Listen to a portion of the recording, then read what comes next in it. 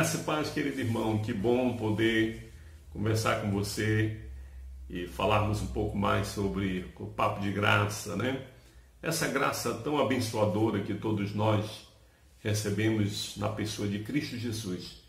E muitas vezes nós começamos por essa graça, cremos na noite em que convertemos ou no dia em que convertemos, fomos da maneira que estávamos e lançamos a nossa fé na pessoa do Senhor Jesus. E no decorrer da nossa caminhada cristã, às vezes por causa do legalismo que há dentro da igreja, ou o legalismo da pessoa que nos ensina, nós também nos tornamos legalistas e vamos nos apegando a penduricalhos da vida eclesiástica que nada tem a ver com a graça de Deus. E muitas vezes, por causa desses atalhos, por atitudes humanas, de coisas do próprio homem, nós perdemos a alegria de vivermos pela graça de Deus. Perdemos a alegria de sermos inundados dessa graça. E não há uma outra maneira de que eu e você venhamos crescer na vida cristã, desenvolver a nossa salvação, se não for pela graça. Toda vez que eu olho para a minha vida, para a minha pessoa, eu vejo que não há nada de bom em mim.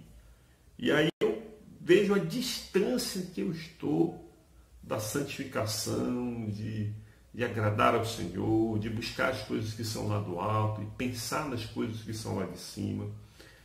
Enquanto eu não entender que isso aqui é uma graça e que eu preciso experimentar tão somente pela graça, que assim como lá no dia em que eu recebi Jesus, não foi por mérito, eu fui como estava, com meus pecados, com a dureza do meu coração e com as minhas impossibilidades, eu me lancei pela fé.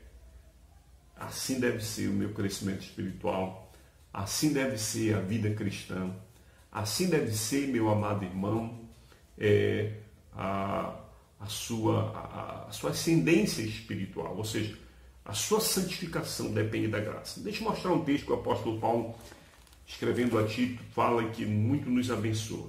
Porque a graça de Deus se manifestou salvadora a todos os homens.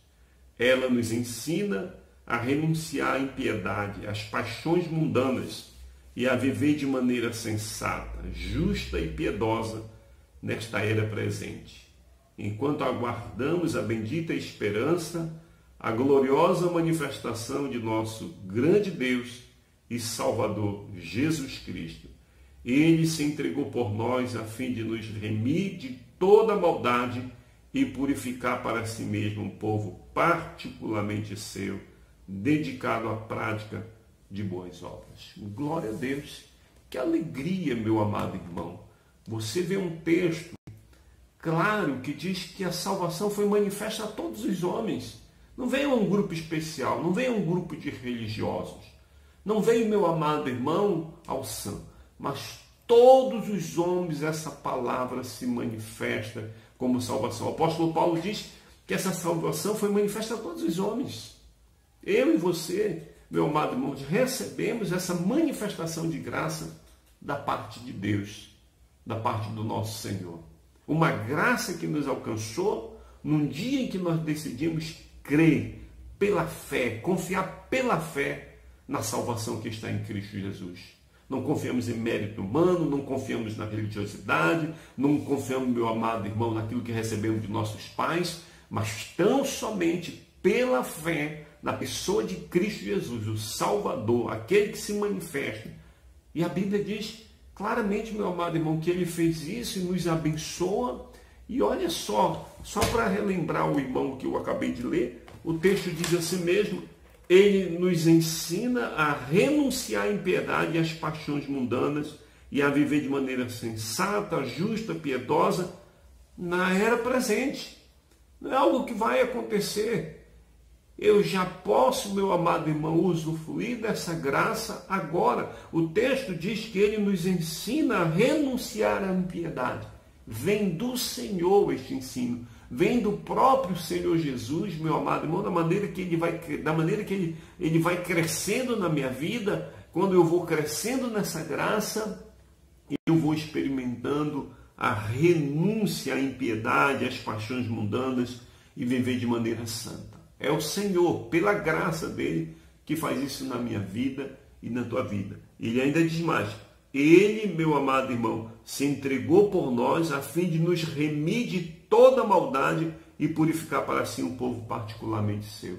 Ele te remiu, ele me remiu, ele tomou para si, a fim de nos purificar. Então, a purificação é um processo natural de quem está crescendo no conhecimento do Senhor Jesus.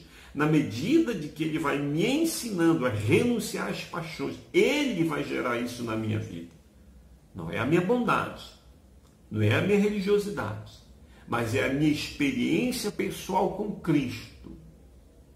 Querido, eu quero terminar fortalecendo a tua fé na pessoa de Jesus. Confie nele, ande com ele, por ele, para ele. A Bíblia diz que aquele que começou a boa obra, ele há de completar na sua vida.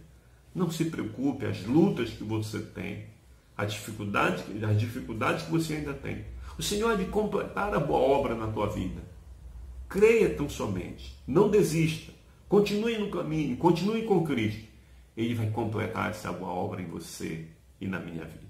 Que o Senhor te abençoe, o Senhor te guarde e fortaleça a tua vida. Em nome de Jesus.